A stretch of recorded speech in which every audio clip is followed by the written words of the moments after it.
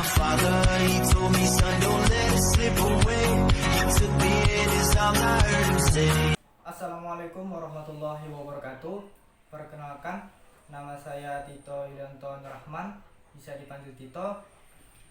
Asal dari Politeknik Negeri Tanah Laut, kelas 1C, program studi agroindustri.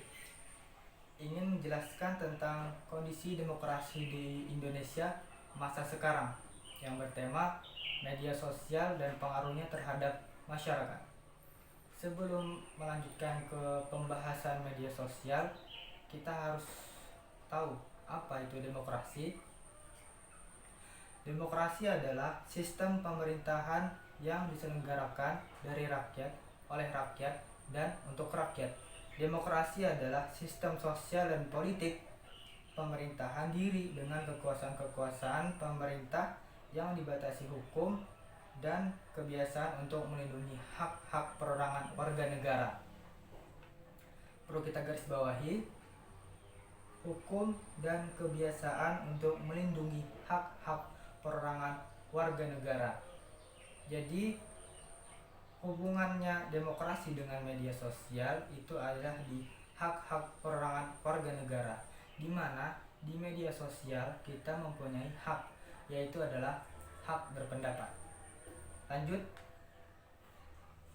pembahasan media sosial. Media sosial adalah sebuah media online dengan para penggunanya bisa dengan mudah berpartisipasi, berbagi, dan menciptakan isi meliputi blog, jejaring sosial, wiki, forum, dan dunia virtual. Lanjut, dampak positifnya. Yang pertama, memperluas pergaulan, di mana kita yang dulunya hanya berteman dengan satu RT, satu kampung, sekarang kita bisa dengan mudah berteman dengan satu kota dengan kota lain, dengan satu pulau dengan pulau lain, bahkan sampai satu negara dengan negara lain. Yang kedua, sebagai media promosi dalam bisnis. Jadi ini sangat menguntungkan bagi para pengusaha untuk mengembangkan inovasi-inovasi baru untuk meningkatkan kreativitasnya di dalam bisnisnya, dimana dengan media sosial dia bisa dengan mudah mempromosikan barang-barangnya. Yang ketiga, untuk silaturahmi, dimana contohnya yaitu saat kita tidak bisa bertemu dengan keluarga, maka dengan alternatif lain kita bisa menggunakan media sosial ini untuk berhubungan dengan keluarga, misalkan dengan SMS-an, dengan teleponan, atau dengan WhatsApp grup, atau dengan yang lainnya. Lanjut ke dampak negatif. Dampak negatif yang pertama adalah pornografi, di mana ini sangat berbahaya bagi para anak-anak yang di bawah umur, yang otaknya masih dalam tahap perkembangan, di mana itu bisa mengganggu sistem IQ-nya ya.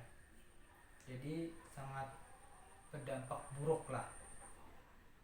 Yang kedua, kesalahpahaman atau berita hoax, di mana berita hoax ini sangat marak di Indonesia. Banyak sekali orang-orang yang membuat berita hoax untuk kesenangan pribadinya dan bisa mengakibatkan kerugian pihak-pihak lain. Jadi jangan sampai kita bisa men-share informasi yang belum kita telusuri sumbernya, apakah itu hoax, apakah itu benar, karena sekarang sudah ada peraturan yang mengatur tentang berita hoax. Jangan sampai Anda berbuat hal-hal aneh yang menimbulkan Anda bisa dipenjara. Yang ketiga, tergantinya kehidupan sosial, di mana dengan adanya media sosial, kita yang dulunya kalau ingin bertemu atau ingin membuat janji dengan teman, kita harus datang ke rumahnya dulu, ya kan? Kalau sekarang kita bisa dengan SMS atau dengan telepon, kita sudah bisa membuat janji untuk bisa bertemuan nanti malam ya gitu loh. Lanjut ke etika dalam menggunakan media sosial, dimana etikanya yang pertama tidak mengandung unsur sara. Itu sangat tidak dianjurkan yang menyangkut hubungan agama, ras dan budaya, karena itu bisa membuat disintegrasi atau perpecahan di Indonesia. Yang kedua, tidak berisi konten pornografi. Nah, itu sudah saya jelaskan tadi. Lanjut, ketiga, gunakan bahasa yang sopan. Nah, di mana kita dalam menggunakan media sosial kita harus bisa menjaga sikap lah, apalagi saat kita sedang berhubungan dengan orang yang lebih tua dari kita. Yang keempat, tulisan harus faktual. Nah, ini sudah saya jelaskan juga tadi, dimana kita harus mencantumkan sumber, apakah ini benar, apakah ini salah. Jangan sampai kita menyebarkan media hoax. Ya, itu saja yang dapat saya sampaikan.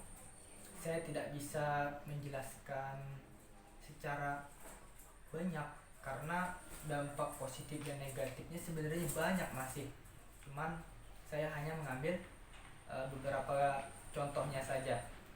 Dan terakhir, kesimpulan dari media sosial yaitu media sosial merupakan media yang banyak akan manfaatnya yang dirasakan oleh masyarakat Indonesia, tetapi dalam penggunaannya masih banyak masyarakat Indonesia yang belum mengerti akan bagaimana penggunaan media sosial yang baik dan benar, sehingga banyak penyimpangan akan menggunakan media sosial.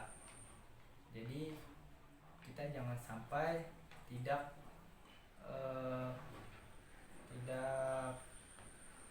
meneliti lah, tidak mencari sumber-sumber aslinya, apakah itu benar, apakah itu salah, apakah itu hoax, apakah itu tidak. Jadi harus kita teliti dulu, jangan sampai kita membuat perpecahan atau disintegrasi di Indonesia. Oke, sekian dari saya. Wassalamualaikum warahmatullahi wabarakatuh.